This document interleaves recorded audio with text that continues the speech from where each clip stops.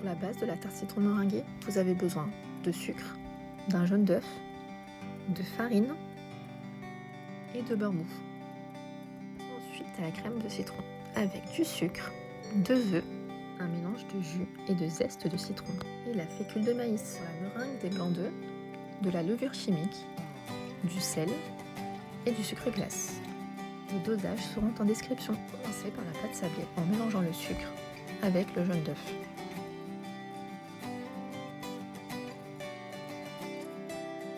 Dans un autre saladier, mélangez la farine avec le beurre à la main. Ajoutez ensuite le mélange jaune d'œuf et sucre. Pétrissez de manière à former une pâte.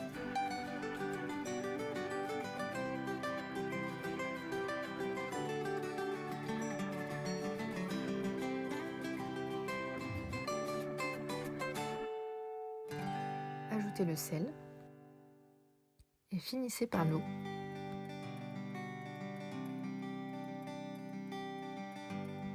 Filmez votre pâte et laissez reposer 30 minutes au frigo ou 10 minutes au congélateur. Pour la crème au citron, mélangez le jus de citron avec le sucre et la fécule de maïs. Mélangez à feu moyen.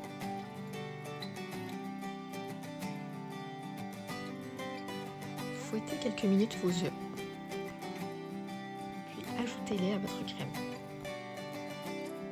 Continuez de mélanger jusqu'à ce que votre mélange épaississe.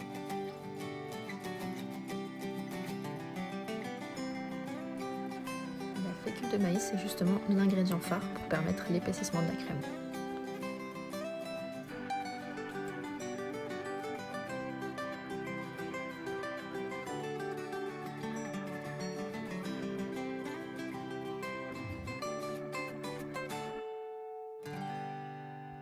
Voilà à quoi doit ressembler votre crème lorsqu'elle est prête.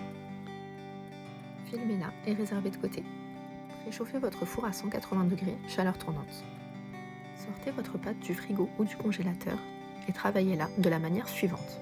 J'utilise la toile roule-pâte de Guy de Marne pour ne pas avoir à salir mon plan de travail.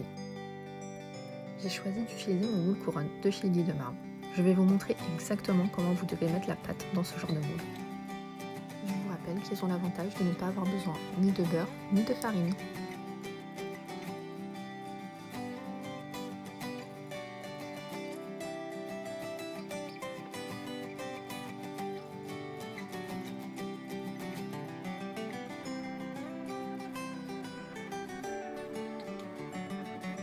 Utilisez ensuite le dos d'une cuillère pour estomper les traces de doigts.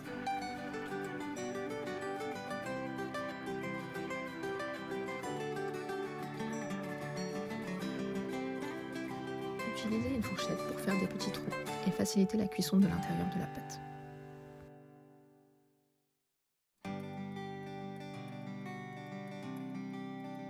Puis recouvrez votre moule d'une toile Silpan ou d'un papier sulfurisé. Laissez votre pâte cuire au four pendant 20 minutes. Je vous montre la différence pour la manière de démouler pour ce moule. Déposez la crème de citron.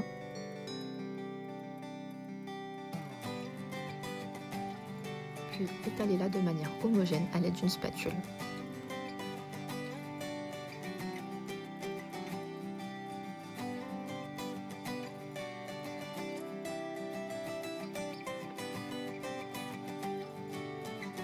Réservez de côté et passons maintenant à la meringue.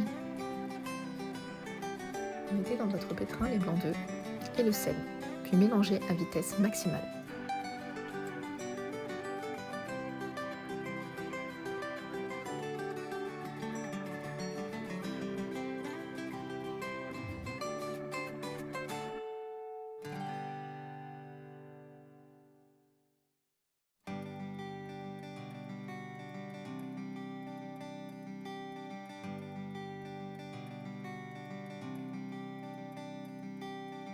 Lorsque les blancs en neige commencent à prendre, ajoutez votre sucre glace.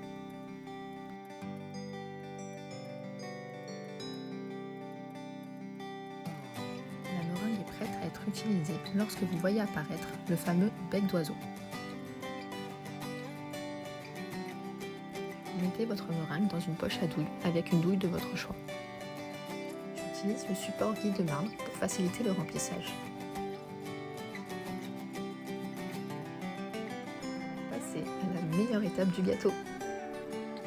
Voici ma proposition pour le pochage de votre meringue. Vous pouvez bien sûr faire comme vous voulez.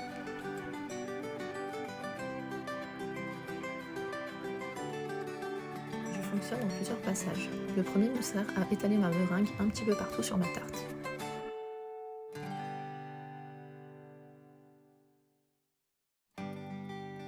Les espaces et les irrégularités seront soignés au prochain passage.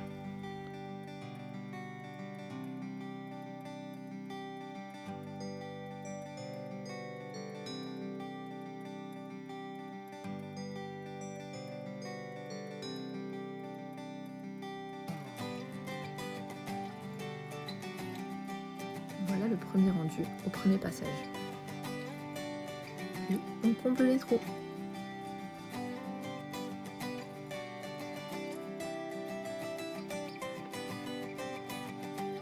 N'hésitez pas à être généreux avec la meringue, c'est ce qui apporte tout le goût à la tarte.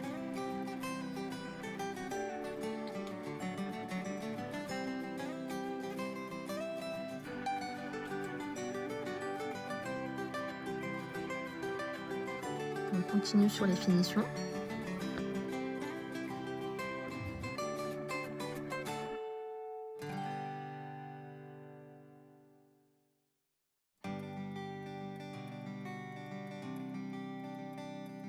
Essayez vraiment de mettre le maximum de meringue possible.